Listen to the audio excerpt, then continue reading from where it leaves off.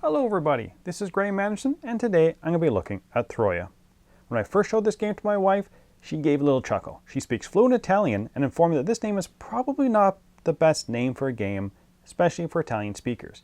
But the game is about the siege of the city of Troy, so I guess the name is appropriate. In this two-player game, one person takes on the role of the Greeks who are trying to build the Trojan horse, and the other side plays the Trojans who are trying to get Hector and Paris safely off to a Trojan ship. Now you're going to be playing cards to make offerings to deities to move the different matching heroes on the battlefield and hopefully using the deity's ability. And it's just as abstract as it sounds.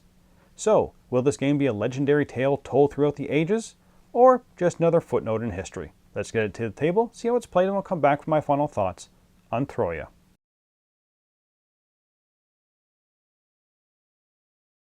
Here is Troia's setup. Each player chooses either the Greeks or the Trojans to play and takes the set of cards. A set of random deities are placed on one side, and the 6 heroes are placed so that each player can see their own side, Greek or Trojans. The colors of the heroes match the deity colors, but the heroes are not the same color on both sides of the same standee. Players start with 2 cards in their hand. The goal of the game is to be the first player to complete their objective. For the Trojans, it's to play 4 face-down cards so they create the Trojan horse picture. For the Greek side, it's to move the Hector Paris token to the end of the track. At the end of the turn, where you have 2 or more heroes in the opponent's protection area, you will be able to advance on your objective 1 step. On a player's turn, they will take 1 action. Either make an offering to the deity, or draw 2 cards. To make an offer, you will pick which deity you want to activate. Each deity will be beside a number. You must discard 1 or more cards until the offering is equal to or greater than the number beside the deity. At least one of the offerings must match the chosen deity's preference. Next, move the deity to the closest position on the Olympus track and shift all other deities around. You will then move the matching hero on the battlefield 1 or 2 spaces. If you met the desired offering quantity with the desired type of the deity, you'll move the hero 2 spaces. If you mix the offering where you had the total offerings needed but had a mix of different types, you'll only move the hero 1 space.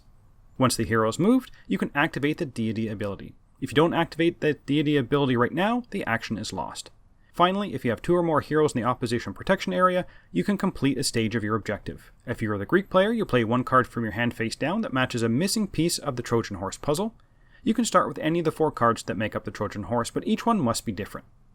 If you're the Greek player, you discard a card from your hand that matches the next symbol on the Greek ship track. Then move 2 of the heroes from their protection area back to the battlefield. The game ends when one side has completed their objective.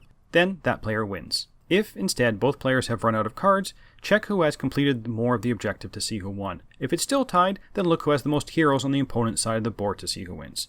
And that's how you play. Now let's get back to see what I thought about Troia. So, theme and components. The theme is nothing new, and I definitely don't feel transported to ancient Greek, but they at least did try to get some of the theme into the game by the idea of having 2 different sides, both having different end goals.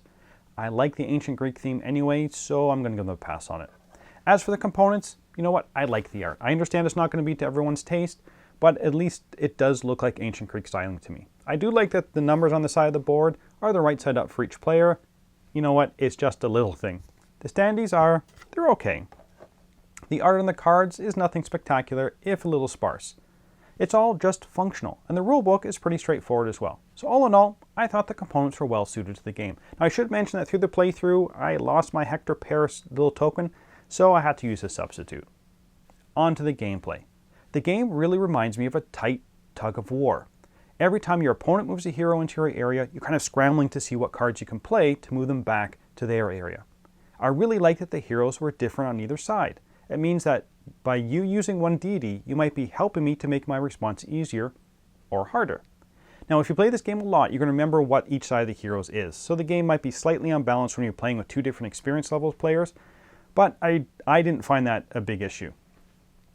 The gameplay is also a lot more tactical than strategic, as it has to do with the cards that you draw in your hand and where the heroes are. Sometimes it just comes down to having the right cards at the right time. And in some ways, I'm not the biggest fan of that aspect. It feels like there should be a consistent push and pull for the game, you taking advantage of my mistake.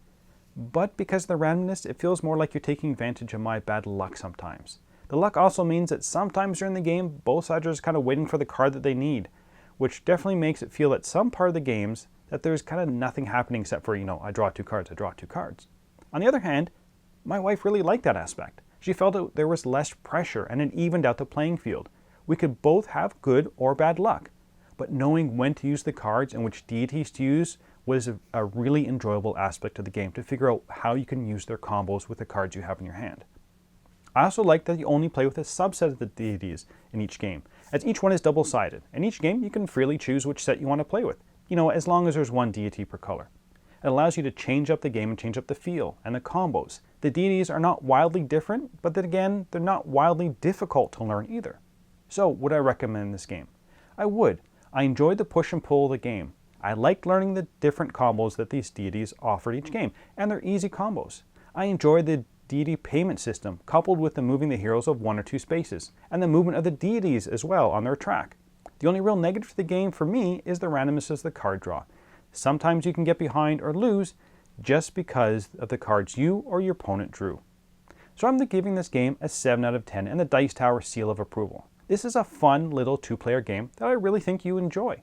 And that's it for the moment. Until next time, thanks for watching.